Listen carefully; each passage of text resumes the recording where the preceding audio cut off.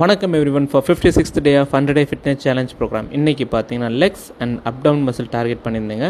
லெக்ஸில் வந்து barbell squat, leg press, leg extension, Romanian or stiff leg dead lift and lying leg curls பண்ணியிருந்தேன்.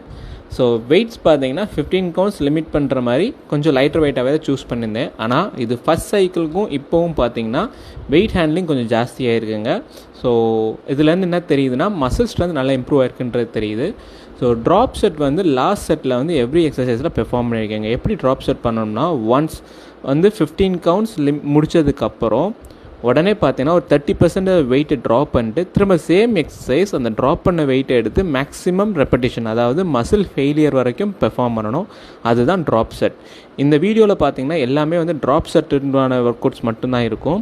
அப்டமனுக்கு பார்த்தீங்க அப்படின்னா hip த்ரஸ்ட்டும் crunches and blanks பண்ணியிருப்பேன். So hip thrust and crunches பார்த்தீங்கன்னா rest pass technique handle பண்ணியிருந்தேன். ஏன்னா 15 கவுண்ட்ஸ்ன்றப்ப wait handling பண்ணாமல் rest pass technique ஈஸியாக இருந்தது.